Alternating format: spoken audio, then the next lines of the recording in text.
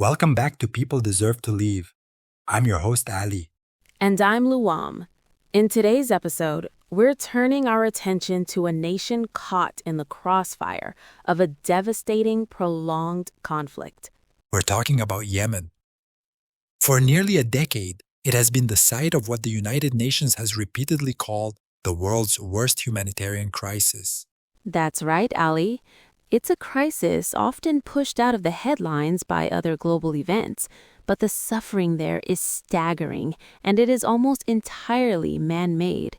Today, we want to shed light on what's happening. To understand the humanitarian catastrophe, we first have to understand the war itself. It's a complex conflict, but in essence, it began in late 2014 when Houthi rebels, an armed group, took control of Yemen's capital, Sana'a. Exactly. And this prompted a military intervention in March 2015, led by Saudi Arabia and the United Arab Emirates, with the goal of restoring the internationally recognized government. What was intended to be a swift operation has since spiraled into a protracted war. This isn't just a civil war, it's a regional proxy conflict with devastating consequences for the people of Yemen. The consequences are unimaginable. We're talking about years of relentless airstrikes, ground fighting, and blockades that have shattered the country's infrastructure. And it's important to understand what protracted war really means on the ground. It's not one continuous battle, but a series of shifting front lines, with periods of intense fighting, followed by fragile, often broken truces. The country is fragmented, with different areas controlled by different armed groups. The blockades are a crucial point. They've severely restricted the flow of food, fuel, and medicine into a country that was already heavily reliant on imports for its basic needs. That fragmentation is a key reason for the prolonged suffering. It makes delivering aid incredibly difficult and dangerous. Furthermore, the use of advanced weaponry, including ballistic missiles and drones, alongside indiscriminate shelling in urban areas, has meant that nowhere is truly safe. Civilian infrastructure, markets, schools, even wedding parties have been hit, leading to mass casualty events. It's a deliberate tactic that has had a catastrophic impact on civilians.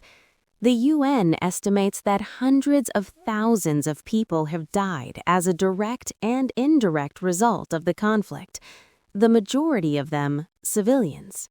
And let's not forget the naval and air blockade, which has been a defining feature of this war.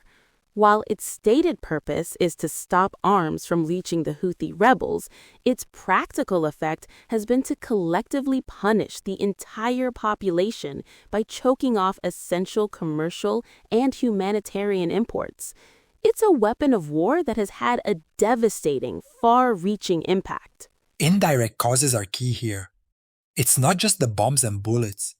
It's the starvation and disease that follow when a country's ability to function is systematically dismantled.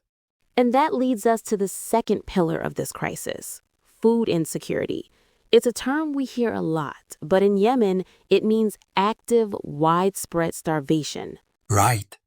The World Food Programme has stated that Yemen is one of the hungriest places on earth. Before the war, Yemen imported 90% of its food. The blockades and fighting have choked off that supply line. And the numbers are just staggering.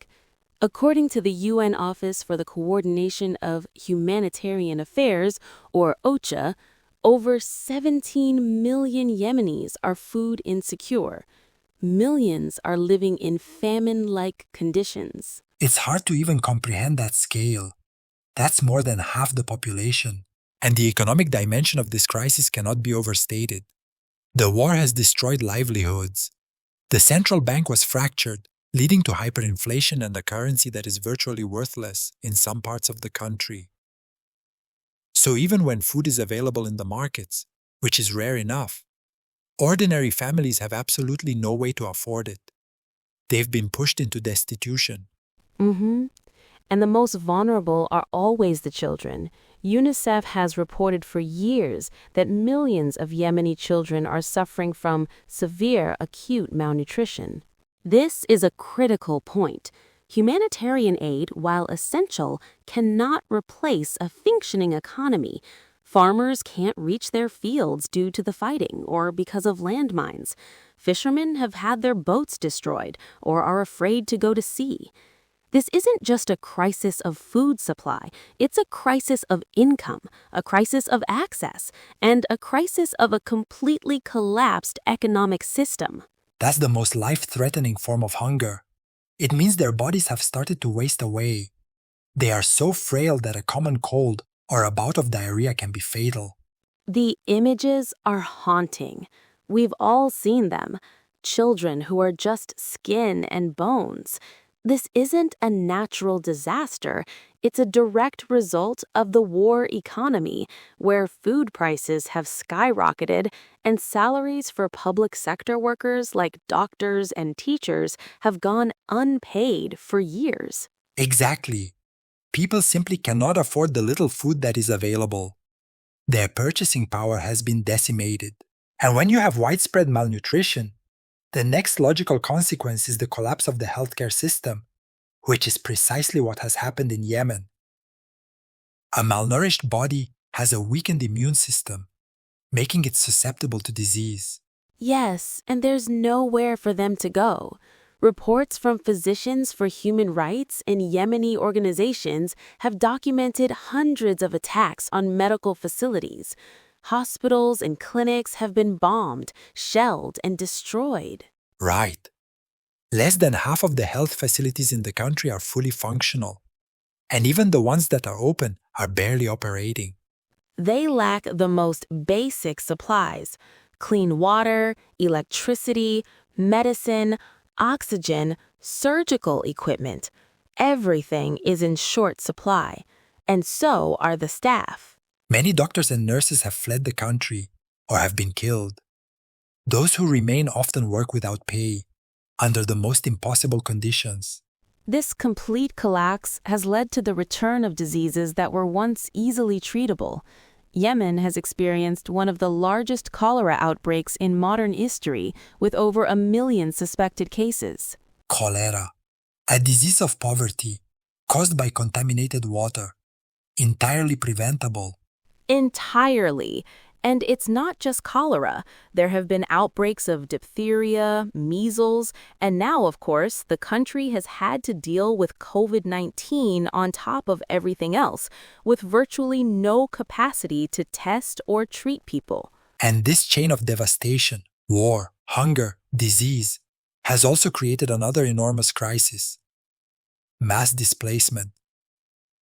We are talking about one of the largest internal displacement crises in the world.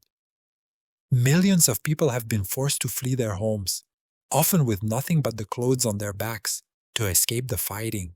So when you put it all together, a brutal, long-running war, a shattered economy leading to mass starvation, and a collapsed healthcare system, you begin to understand why this is called the world's worst humanitarian crisis. It's a perfect storm of suffering, inflicted upon millions of innocent people, and it has been allowed to continue for far too long, with the world's attention often elsewhere. The people of Yemen deserve peace. They deserve food, medicine, and the chance to rebuild their lives and their country. They are not just statistics. They are teachers, engineers, artists, parents, and children trapped in a nightmare. Our goal with this episode is simply to remind our listeners of this reality. Awareness is the first and most crucial step toward change. The more people who know, the more pressure can be placed on governments to push for a lasting peace. Thank you for joining us for this difficult but necessary conversation. If you found this episode informative and believe, as we do, that people deserve to live with dignity and safety, please help us spread the word. Like, share, and subscribe to our podcast. Thank you.